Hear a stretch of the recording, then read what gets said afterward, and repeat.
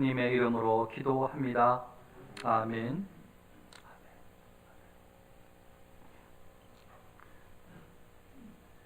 사도행전을 오늘 1장부터 보고 있는데요. 데오빌로여 이렇게 표현을 하고 사람 이름을 부르는 듯해요. 여기 데오빌로는 그 로마의 고위 관료라고 추측을 합니다. 고위급 관료일 것이다 이렇게 추측을 하는데요. 근데 이 글을 지금 누가 썼는가 하면 누가가 썼어요. 예? 내가 먼저 쓴 글에 무릇 누가가 이 글을 쓰고 있는데 내가 먼저 쓴 글에 먼저 쓴 글도 있다는 거죠. 그것도 데오빌로에게 썼어요. 그러니까 물론 데오빌로가 대표예요. 이제 신앙생활을 막 시작하는, 그래서 잘 신앙이 성숙되기를 바라는 그런 어떤 그리스도인들의 이제 막 살아야 될 그런 어떤 대표격이라고 해당된다고 봐도 됩니다. 그래서 우리가 지금 사복음서를 또 읽고 또 사도행전을 지금 접하고 있는 것이니까요. 그런데 이게 누가는 누구를 염두에 두는가 하면 당연히 하나님께서 우리 각자에게 말씀을 전하라고 그렇게 하신 게 맞지만 또 한 사람 염두에 둔 사람이 있다면 로마의 고위 관료 데오빌로를 염두에 두고 신앙이 아름답게 잘 자라기를 바라서 글을 적었는데 앞에 누가복음도 그 사람을 신앙적으로 잘 이끌도록 그런 마음으로 예수님에 대해서 기록을 했다는 거죠. 지금도 그 예수님을 믿는 사람들의 사역에 대해서 앞으로 쭉 기록을 해 나갈 거예요. 그러니까 한 사람 이게 뭐 이건 제 좀 좁은 소견일 수가 있지만 한 사람을 너무 귀하게 여기는 마음도 담겨 있지 않는가 생각이 들어요. 이렇게 한 사람의 영혼을 위해서 크게 오랫동안 긴 글을 적는 이가 잘 있겠습니까? 자기 가족도 아닌데. 우리는 가족들을 위해서도 이런 열정이 좀 덜한데.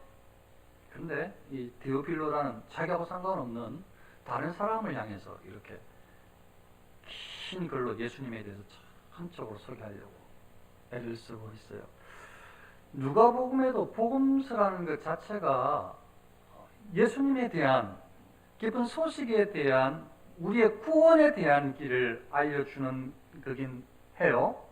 그러면 다른 말로 말하면 어쩌면 그리스도인들에게는 예수님에 대한, 예수님을 통한, 예수님과 함께하는 이런 것들이 이 그리스도인들의 삶의 전부여야 할 수가 있는 거예요. 추측한데. 물론 예수님을 믿기 전에는, 예수님을 만나기 전에는, 성령으로 세례를 받기 전에는 방금 말씀드렸던 것이 뚱딴지 같은 소리예요. 뭐? 예수님을 위해서? 예수님과 함께? 하나님의 영광을 위하여? 나는 그렇게까지 살아본 적이 없다. 나의 인생은. 나는 세상과, 나는 가족과, 나는 이웃과, 동료와, 선후배와, 나는 내가 태어났던 지역도 있고 그렇게 나는 인생을 살아왔지 라고 생각을 할 수가 있어요. 그 모든 사람이 다 그렇게 세상을 살고 있죠. 세상 사람들은 다. 이 땅에서 태어난 모든 사람들은 다 그렇게 살아왔어요.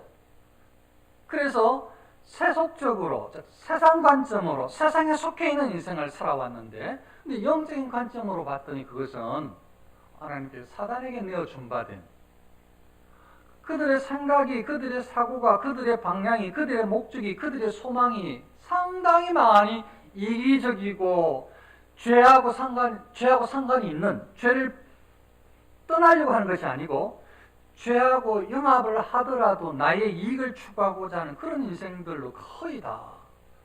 물론 하나님께서 나라를 세우시고 법을 세우게 하시고 그리스도인들이 있게 하셔서 이렇게 빛의 자녀로 살게 하셔서 세상을 그렇게 막 나가게 하시지는 않죠.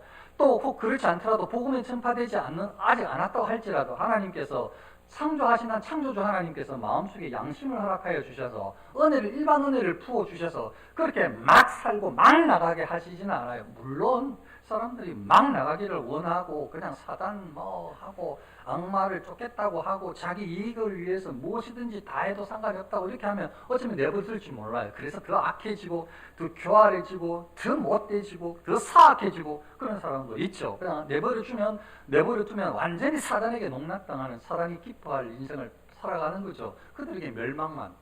그럼 그들에 왜 멸망만 있느냐? 그렇지 않습니다. 이 땅에서 태어나 살아가는 모든 세속적인 관점으로 인생을 살아가는 모든 사람들에게는 그들은 사실은 다 이 땅에서 인생을 계획하고 즐기고 목표를 지향하고 할지 몰라도 그들의 결국은 다 원래 정해졌어요.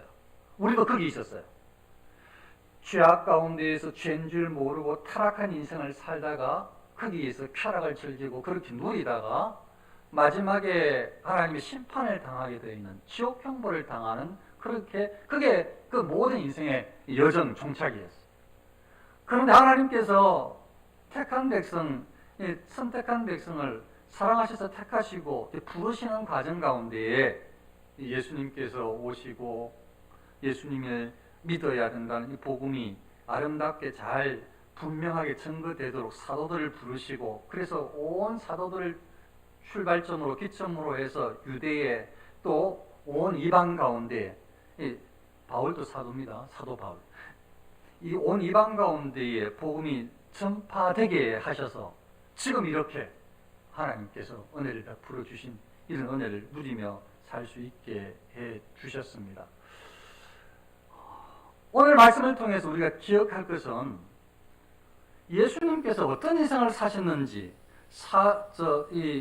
사도 누가는 대체 뭘 알려주고 싶은 것인지, 누가복음에서는 뭘 알려줬고 지금은 또 무엇을 알려주기를 원하는지, 그게 대체 이 사도들에게, 그리스도인들에게, 아니 데오빌로에게 어떻게 여겨져야 하는지, 우리 그리스도인들은 어떻게 그런 관점을 받아들여야 되는지를 그 중요한 교훈을 오늘 꼭 새겨야 합니다.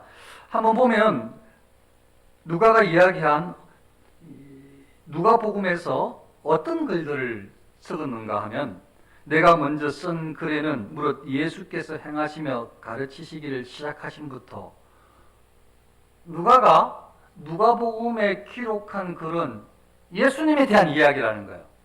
예수님께서 무엇을 행하셨는지, 무엇을 가르치셨는지, 어떻게 시작하셨는지를 적었다는 거죠. 뿐만 아니고 그가 택하신 사도들에게 성령으로 명하시고, 예수님께서 사도들을 12제자들을 택하셔서 성령으로 명하시고 철저하게 하나님의 뜻에 입각한 진리를 증거하고 명령하고 교육하고 성천하시는 날까지의 일, 그렇게 예수님께서 이 땅에 오셔서 공생애를 사시고 특별히 공생애 마지막에 십자가에 달려 죽으시고 부활하시고 성천하신 날, 거기까지의 이야기를 앞에 편지에 적었었습니다. 데오빌러요. 그 말이죠. 그가 그 다음에 조금 더 추가가 하는 말이, 그가 고난 받으신 후에 또한 그들에게 확실한 많은 증거로 친히 살아계심을 나타내사 40일 동안 그들에게 보이시며 하나님 나라의 일을 말씀하시니라. 이 말씀은 사도들에게, 12사도들에게, 12제자들에게, 또 다른 제자들에게, 그들에게 예수님께서 죽으셨잖아요. 그런데 다시 살아나셨다는 확실한 많은 증거로 예수님께서 같이 조반도 드시고 같이 대화도 나누시고 40일 동안을 제자들과 함께 있으시면서 그냥 먹기 마신 게 아니고, 함께만 있으신 것이 아니고, 그게 중요한 40일 동안 예수님께서 제자들에게 하신 중요한 사역은 40일 후에 하늘을 올려서 승천하셨거든요. 중요한 사역은 하나님 나라의 일을 말씀하시니라. 예수님께서 제자들에게 부활하신 후에 하셨던 집중 교육이, 예수님께서 부활하신 후에 제자들에게, 사도들에게 가르치신 아주 중요한 아주 핵심 교육이 하나님 나라의 일을 가르치셨다는 거예요. 그 앞에 거하고 지금까지 이야기가 잠깐을 정리를 하니까, 그러고 보니까 누가복음에 예수님께서 어떻게 탄생하셨는지, 그리고 예수님께서 12세 되셨을 때에 성전에 어떻게 올라가셔서 어떤 대화를 나누셨는지, 그리고 18년에 훌쩍 뛰어넘어서 30세 되었을 때에 공생애를 시작할 때에 어떻게 예수님께서 제자들을 부르시면서 사역을 시작하고 가르치시고 이제 십자가를 지시고 부활하시고 승천하시는지 그걸 기록했다는 거죠. 누가복음에 전부 다 예수님에 대한 이야기가 다 담겨 있어요. 그리고 방금 이야기했던 예수님께서 40일 동안 집중적으로 제자들에게 사도들에게 가르치신 것은 하나님 나라의 일을 가르쳤다는 거예요. 하나님 나라의 일. 하나님의 뜻, 하나님 나라에 관한 일을 가르쳤다는 거예요. 그러니까 예수님께서는 이 땅에 오셔서 당신이 하시고 싶은 것, 물론 당신이 하시고 싶은 모든 것들이 하나님의 뜻이니까 그거 말할 건 없지만 그래도 예수님께서 하시는 말씀을 들어보면 철저하게 하나님께서 예수님을 이 땅에 보내신 이유에 합당하게 살려고 사셨고 성부 하나님께서 삼위 하나님께서 약속한 삼위 하나님 안에서 정해진 거기에 성부 하나님의 뜻을 그대로 받드는 철저하게 하나님 아버지의 뜻에 순종하는 인생을 철저하게 하나님 아버지의 뜻에 순종하는 인생을 예수님께서 이 땅에서 사셨고 그리고 제자들에게도 가르치셨는데 철저하게 하나님의 뜻이 무엇인지 하나님께서 무엇을 기뻐하시는지 하늘나라의 하나님 나라의 일을 가르치셨다는 거예요. 예수님께서. 예수님 인생 사역이 그러셨다는 거예요. 이게 무엇이기 때문에 예수님은 일생을 그렇게 사셨고 이게 대체 뭐길래 예수님은 제자들에게 불러서 가르치셨더니 또 나중에는 40일 동안 집중적으로 하나님 나라, 하늘나라에 대한 이 일들을 가르치셨는가 아니죠.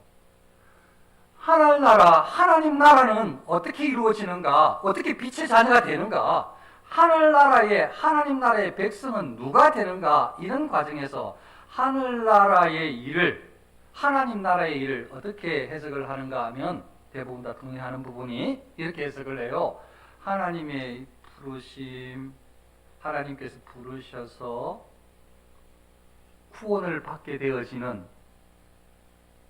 중생, 거듭남부터 하나님 나라의 일에 대한 일이 뭐냐 대체? 하나님께서 부르셔서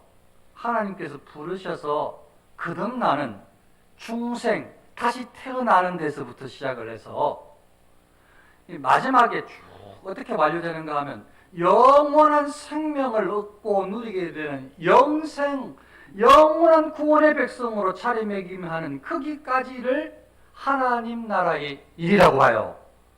하나님 나라의 일에 그러니까 많은 것들이 있을 수 있죠. 하나님 나라의 일에 많은 것들이 있는데 가장 중요한 시발점이 언제 구원받았는가, 거듭났는가, 충성했는가, 다시 태어났는가부터 영원한 생명을 어떻게 누리게 될 것인지 거기에 대한 이야기가 쭉 그게 하나님 나라의 일인데 그것을 예수님께서 사도들에게 가르치셨다는 거예요.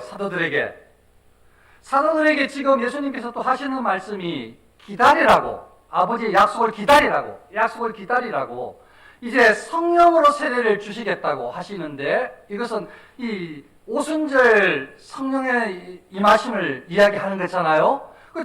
예수님께서 지금 그 제자들에게 약속하신 이 40일 동안 철저하게 하나님 나라의 일을 가르치면서 약속하신 것, 이 약속을, 하나님의 약속은 신실하신 분이신데 기다리라고 하신 것이 곧 속히 성령으로 세례를 주시리라 이 말씀을 하셨단 말이죠.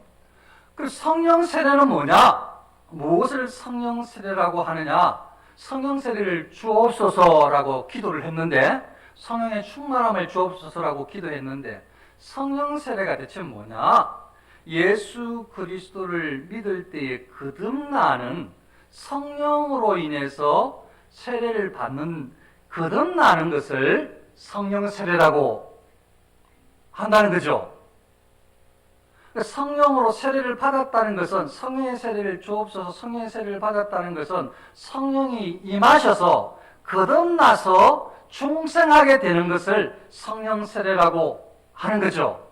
그런데 성령 세례는 이때뿐만 아니고 예수님께서 제자들에게도 원하실 때에 제자들에게 성령으로 가르치셨다고 하니까 성령 세례는 예수님께서 원하실 때에 주셨을 줄로 믿고, 그리고 성경에 구체적으로 나와 있지 않지만 성령 하나님은 이렇게 어떤 활동을 제약받는 분이 아니고 하나님이시니까 어느 곳에 계실 수 있는 어느 곳에나 다 계실 수 있는 하나님이시니까 성령 하나님의 활동을 제한할 수는 없어요.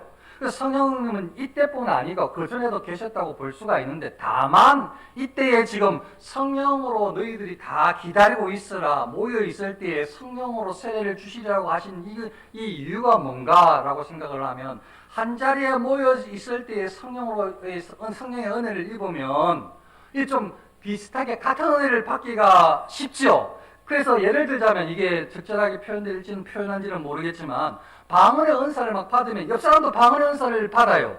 그러니까 사랑의 은사를 받으면 옆 사람도 같이 사랑의 은사를 받고 얼굴에 막 기쁨이 가득하고, 그런 은사를 받으면 그 자리에 막 같이 은사를 받기가 쉬워요. 그러면 기도를 하고 난 다음에 은사를 받은 사람이, 이 사람도 성령의 은사로 얼굴이 환하고 저 사람도 얼굴이 환해요. 찌그러진 사람이 아무도 없어.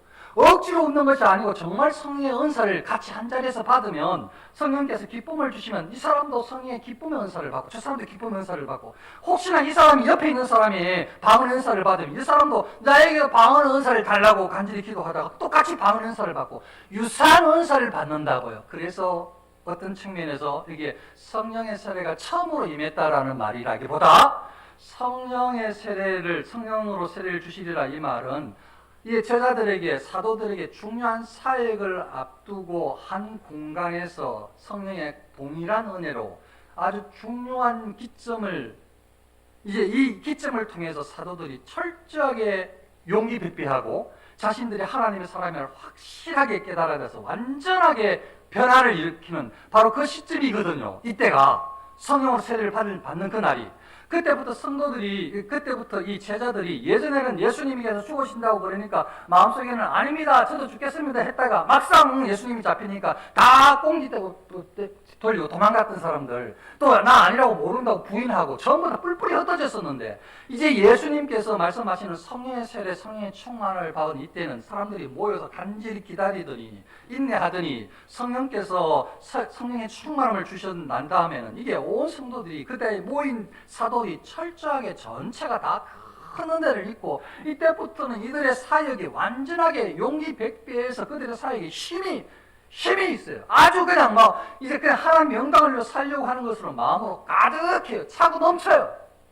억지로 막 하는 것도 아니고 가짜도 아니고 막 진심으로 막 성령의 은혜가 가득한, 그러니까 그런 모임에 한 공간에 큰 은혜를 베푸시려고 이렇게 해주셨다고 보는 게 맞아요.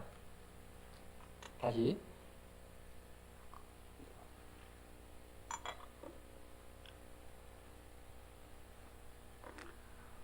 그 왜 하나님 나라의 일을 예수님께서 가르치셨는가? 왜 성령의 세례에 대한 이야기를 이렇게 하시는가? 학자들도 그런 의견을 제시하고 저도 그렇게 믿어지는 것이, 예수님의 믿기 전에는 세속의 세상을 위하여 세상에서 세상적인 이런 관점으로 다 살았는데, 성령 세례를 받고 난 다음부터는 철저하게 하나님 중심으로 바뀌었는데, 특별히 성령의 세례의 의미는, 성령의 세례의 의미는 성령의 충만함으로 예수 그리스도를 믿음으로 죄용서함을 받았다는 죄용서함의 사건이, 죄용서함을 받았다는 것이 일어나고, 예수님께서 십자가에 달려서 죽으셨을 때에 나도 나의 옛사람도 같이 예수님과 함께 십자가에 달려 죽고 장사되었다라는, 그때에 주님과 함께 못 박혔다라는 이런 이 성령의 세례의 의미가 거듭났다는 의미가, 그리고 예수님께서 부활하신 후에 우리의 부활 소망이 되셨다, 이런 모든 것들이, 즉 예수님 안에서 우리가 예수님께 접붙임 받았다, 예수님 안에서 새 생명을 얻었다, 예수님 안에서 참 소망이 생겼다, 이렇게 새로운 인생을 살아가는 이런 관점의 인생이 그리스도인의 삶이고, 예수님께서 마지막 때 40일 동안 제자들에게 집중적으로 가르쳤던 하나님 나라의 일이고, 그래서 거듭난 사람들이 어떻게 남아있는 인생을 살아야 하는가, 영생을 향해서 어떻게 나아가야 되느냐, 이게 그리스도인의 방향인데, 세상에 속해 있는 사람들은, 세속적으로 살아가는 사람들은 죄를 아주 그냥 우습게, 불의를 추구하는 사람들은, 악을 추구하는 사람들은, 부도덕과 부정직을 추구하는 세상 사람들은 이걸 경험하지 못하고 그게 다인 줄 알고 거기에 만족하고 살아가지만 그들의 결국은 지옥 형벌인데, 하나님의 백성들은 그게 아니라 거듭난 사람들에게 방금 말씀드렸던 하나님 나라의 일을, 하늘나라의 일을 행할 수 있도록 행해야 하는 사명을 주셔서, 특별히 예수님께서 하셨던 본도, 이 땅에 태어나서 철저하게 하나님 말씀을 순종하는 인생을 사셔서 본을 보여주셨고, 제자들에게 가르쳐 주신 것도 너희들은 하나님의 뜻을 이루는, 사도들에게도 너희들은 하나님의 뜻을 이루는 하나님의 사명을 맡은 자로 인생을 살도록 가르치시고 교훈하시고 40일 동안 집중 교육해 주셔서 이들이 이제 성령의 세례를 받고 철저하게 변화되어져서 인생이 방금 말씀드렸던 관점으로 죄 용서함을 받고 거듭나고 인생의 소망이 세속에서가 아니라 하늘나라에서 천국의 소망을 가지고 살게 되는 이런 인생을 그리스도인들이 살게 되었다는 것입니다. 이게 제가 장황하게 이야기했지만 어렵지 않은 말씀을 드렸던 이 이야기가 결국 우리가 지금 나는 어디에 서 있는가? 예수님께서 이 땅에 오셔서 예수님께서 보여주셨던 사역은 철저하게 하나님 중심이었는데, 하나님께 순종하는 것이었는데, 예수님께서 제자들을 부르시고 가르치셨던, 사도들에게 가르치셨던 것도 철저하게 하나님께 순종하는 것, 하나님 나라, 하늘나라의 일을 가르쳐 주셨는데, 그리고 성령의 세례를 주셨는데, 그 죄용서를 받았다는 것, 거듭났다는 것, 성령께서 인도해 주신다는 것을 알고 철저하게 이 사도들이 이제 성령의 은혜를 입은 다음에 하나님 영광을 위해서 인생을 살겠다고 다짐할 뿐만 아니고 실제로 그렇게 살아서 영광을 돌렸는데, 이 시대에 살고 있는 나는 지금 어느 시점에 어디에 위치하고 어느 방향을 보고 있는지를 살펴야 된다, 이 말씀이죠. 세상 사람들은 살필 수도 없어요. 하나님 나라의 일을.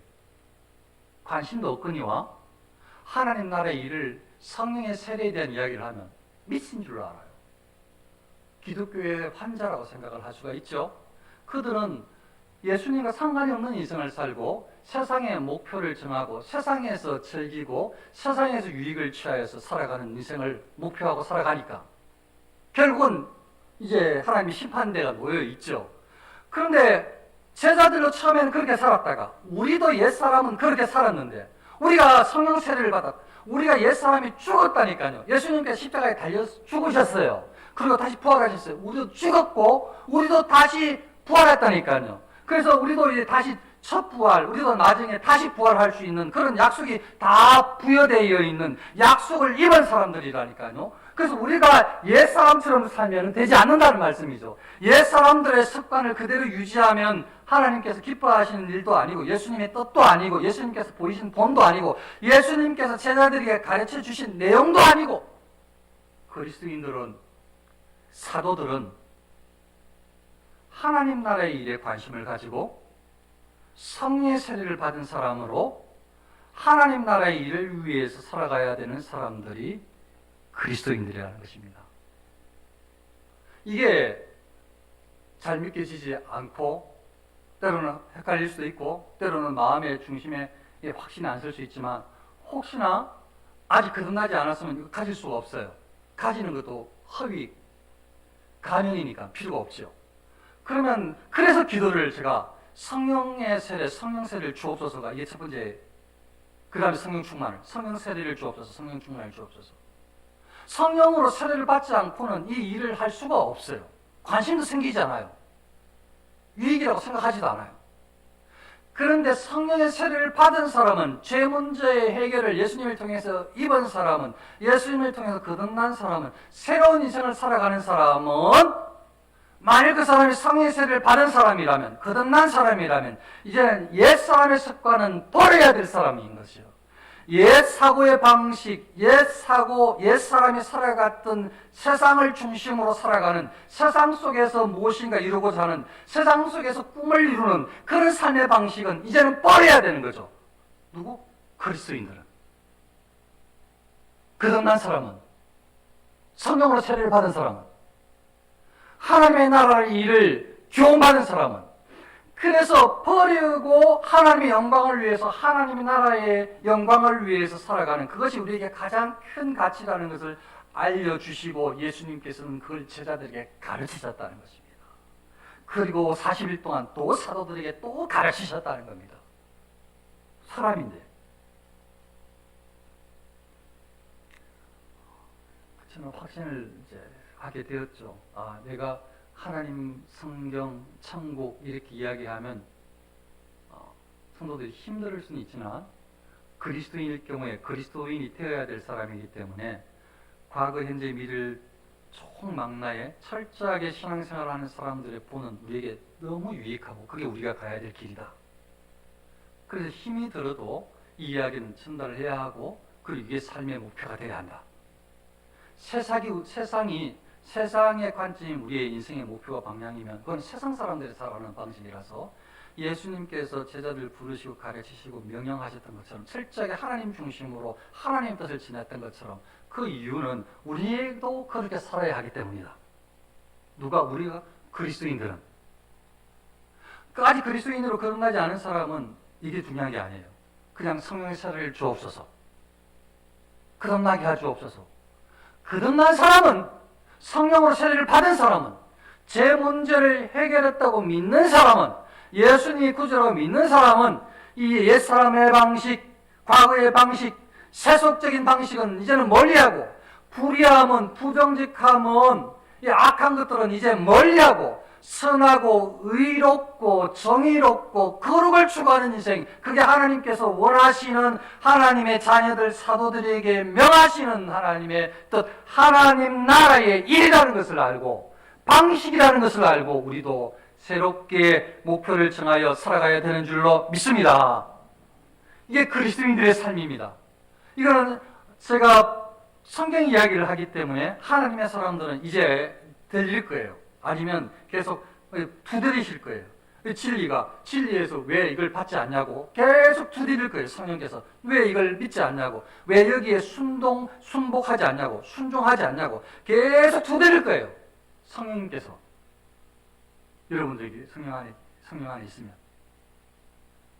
그러면 성령의 은혜를 주옵소서, 말씀에 순종하고 싶습니다, 이렇게 고백을 하고 다짐하는 사람들은 변화가 일어나 삶의 목표가 달라져서 정말로 하나님의 영광을 위해서 이제 1년을 계획할 수 있게 되는 것입니다. 정말로. 거듭난 사람은, 거듭나지 않은 사람은 이게 지금 문제가 아니에요. 성령의 세례를 주옵소서입니다. 오직 나에게 믿음을 주옵소서. 내가 하나님 아들 딸 됨을 확신하게 하옵소서. 아니, 나를 하나님 아들 딸로 바꾸어 주옵소서. 거듭나게 하옵소서. 이겁니다. 이게 그 사람들에게는 첫째고 마지막입니다. 지금은. 그 다음 거듭났을 때 방금 말씀드렸던 예수님께서 부르시고 가르치시고 또 40일 동안 또 가르치신 이런 관점이 철저하게 하나님의 뜻이었다. 하나님 나라의 일이었다. 이게 처음에는 좀 불편하고 좀 이상했지만 하나님 나라의 일을 관심을 가져야 되는 그리스도인으로 거듭난 사람은 이게 이제는 수긍이 되어지고 불신이 아니라 믿음으로 와닿고, 지금 이런 진리의 말씀이 이상하게 들리는 것이 아니라 내가 거기에 놓쳤구나 생각을 해서 이제 교육을 받을 때마다 마음문이 열리고 받게 되어지고, 이제 한편에서 성령께서 주장해 주셔서 순종하지 않냐고 계속 부추겨 주시기 때문에 순종할 마음으로, 선한 양심으로 순종하도록 우리를 인도해 주시는 것입니다. 이렇게 살아가는 사람이 그리스도인입니다. 저와 여러분들이 성령의 세례를 받은 사람으로 이제 이 놀라운 성령의 세례를 받은, 성령의 충만을 받은 사람들의 모습이 앞으로 펼쳐질 겁니다. 사도행전에서 놀라운 하나님의 사람들의 모습, 예전과 완전히 달라진 모습, 완전하게 거듭난 사람들의 이 철저하게 달라진 모습을 이제 사도행전을 통해서 보게 될 것입니다. 이게 우리가 이제 속히 습득해야 될 우리의 삶의 방식으로, 우리의 이 마음속에서의 이 신앙생활의 아주 중요한 이 방향으로, 태도로 바뀌어야 될 모습인 줄로 믿습니다. 저와 여러분들이 하나님 아버지 앞에 정직하고 하나님 아버지 앞에 순종적이며 하나님 나라의 일에 관심이 많고 하나님 나라의 일을 이루는 데 헌신하는 성령 세례로 거듭난 자녀로 사시기를 축원합니다. 기도하겠습니다. 아버지 하나님, 저희에게 성령의